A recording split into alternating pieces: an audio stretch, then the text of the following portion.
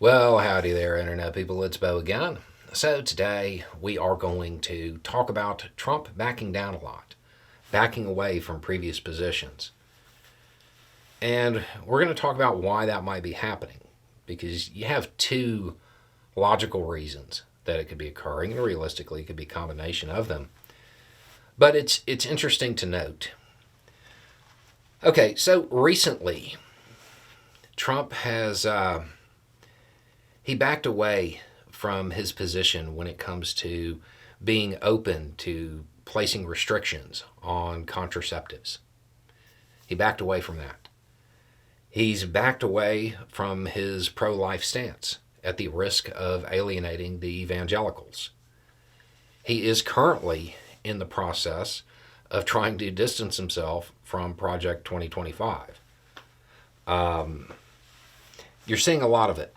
Now, oftentimes, this happens after a primary. During the primary, to appeal to the base, a candidate puts forth a whole bunch of just out there policies that they know aren't going to go anywhere. And it's to energize that base, and they're playing them at that point. And then after the primary, they engage in a little bit of shenanigans and they kind of alter their opinion and they become a little bit more moderate.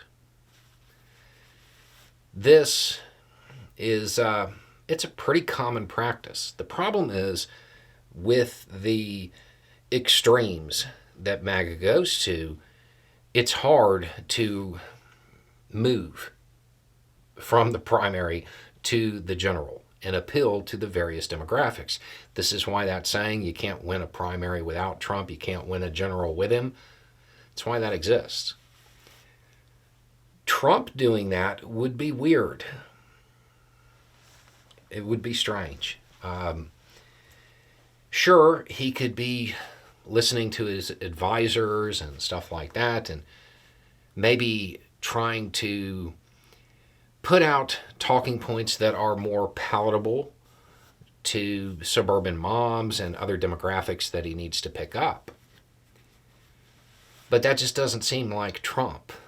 And to be honest, with a lot of this stuff, I mean, you can't take credit for overturning Roe and then be like, oh, well, we really don't want a ban. That's not going to fly. Nobody's going to buy that. But he's kind of attempting it. So you have that option. It's just the normal political shifting that occurs when you're talking about pre-primary to the general.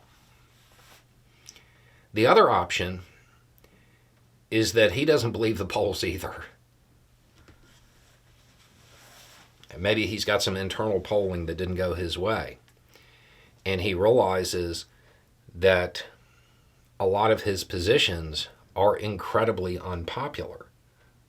And even though the polling may say one thing, when people talk about the policies, they go the other way.